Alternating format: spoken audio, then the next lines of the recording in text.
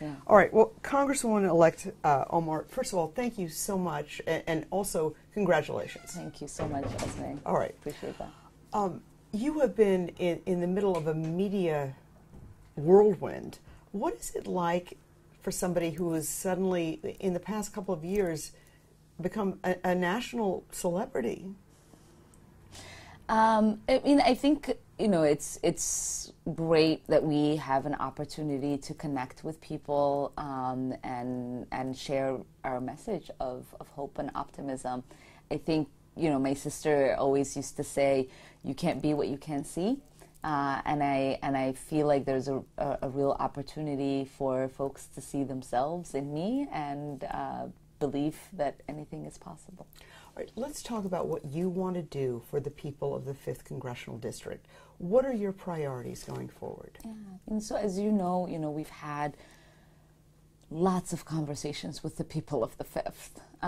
And time again, people told us that they were worried about going for bankrupt if they got sick. So I want to go to Washington and make sure that we have an opportunity to really expand healthcare for folks so that it is accessible to them. As you know, my district is one of the youngest districts in our state. And so I'm looking forward to making sure that we have legislation that allows the students not to be shackled by debt. And as an immigrant, as a refugee, I think I will bring a unique perspective in finally getting an immigration bill that is more humane and allows us to really have our values be in the right place. So, Congresswoman Omar, I know that this morning you were part of a Humphrey Fellows program, and you are a former Humphrey Fellow. You had some sharp words for the president.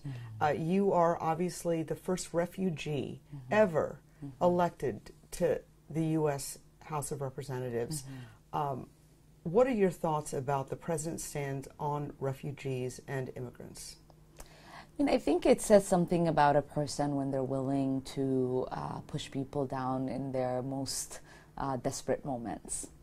And when I think about the 80-year-olds like I was that are in those refugee camps, all they're looking for is someone to extend a helping hand, someone to give them hope, and someone to give them a chance to start anew so that they can realize their full potential.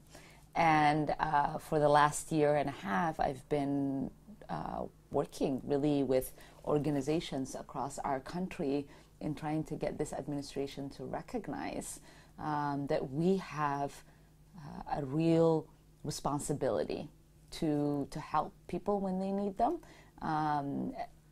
There are countries like Turkey and Sweden and Norway and Canada who don't have the kind of economy that we do, who don't have the kind of space like we do, who take in so many more refugees each year. And I think that there is a missed opportunity for us to really be an example to the world in advancing that hope and that opportunity for people. All right, Congressman-elect Omar, obviously, as we're talking about, you're a refugee. This current administration has, according to some critics, demonized refugees and immigrants. You're going to Washington. You're a member of Congress. How important is that role to you? Yeah, I mean, one of the issues I feel like it exists within our government right now is that we have too many people who don't have fluency in the day-to-day lives of the people that they seek to represent, people who have blind spots because they don't have perspectives on the policies that they're creating and the ways that they're going to impact people. And so what we will have is an opportunity to expand to that table, to have someone who has a real life experience on what that process really looks like, what the challenges were, and the kind of hope that we give people, and how they use that once they come here to contribute to their societies and to work to make their communities better. Congresswoman-elect, you might have a chance to come face-to-face very soon with the president. If you could, if you had the time, what would you say? What I would say is that he is... to him, directly. Yeah, that you're faced with an opportunity to lead. You're faced with an opportunity to lead our nation. And it is not worth much if we are continuing to fight. And I would expect that a leader moves us into a direction where we take our country to be more prosperous, to make it one that works for working families, to give opportunity to people so that they have health care, to work on an infrastructure bill that invests in our communities. I would talk to him and make sure that he understands the opportunity he's wasting, because we have too much work to do for the American people. You are obviously, a young woman. You've got young children. Going forward, how much does that influence what you do and your drive in terms of your political aspirations? Yeah.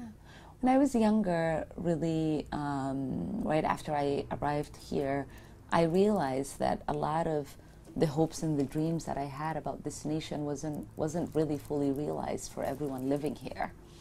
And, my grandfather early on would tell me that I had a responsibility to create a positive change so that my kids and grandchildren wouldn't have the same questions and the same struggles as I was having or seeing others within our community have. And so what I really am driven by is an opportunity to create a better world, one that is more inclusive, prosperous, and happy for my children and my neighbors' children, and all the children of our country. As I was talking, I mentioned to Jean, it's not something, and I think that it's probably the fault of the media that we wouldn't ask men in this situation, but here you are. You are, a lot of women who have children, ask each other, how do you do it all? You've got 3 children who are, doing grade 15, 12, and 6. How are you going to manage this? And on the other front, how does that strengthen your ability to bring issues to Congress? So we have had a busy schedule for the last couple of years, and I have been very fortunate to have a partner who really, has stepped up and have wonderful children who do a lot of things that make it easy for mommy to do this work. If you hear my daughter, she often talks about this being for the common good, and that we are all part of this work. And how does that make you feel? It makes me feel really excited to know that we are raising children who understand that. But to have your own daughter say that. Yeah, that we have a responsibility. You must be so proud. I am, very much. That we have children really who understand the responsibility we have as humans to one another.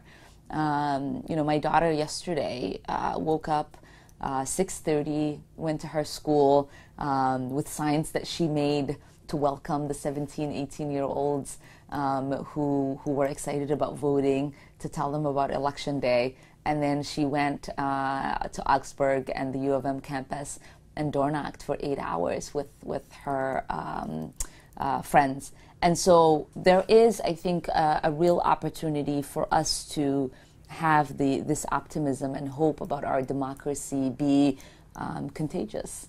And we are having our children live through our experiences, and our children are also doing the work to inspire other kids to know that they have a responsibility to do work as well today and not tomorrow. Okay, well that's great. And she's only 15? She's 15. Wow. And then just, I know you've talked about your grandfather before, and I know you lost him, but what would he be thinking right now? Oh, I know he would be proud. And I think he would tell me to continue to be brave, that things might not be so simple once I get to Washington, And he would remind me that our democracy still is one of the greatest, and that I have to keep people focused on the fact that we need to improve it and not break it. Well, Congresswoman, thank you so much.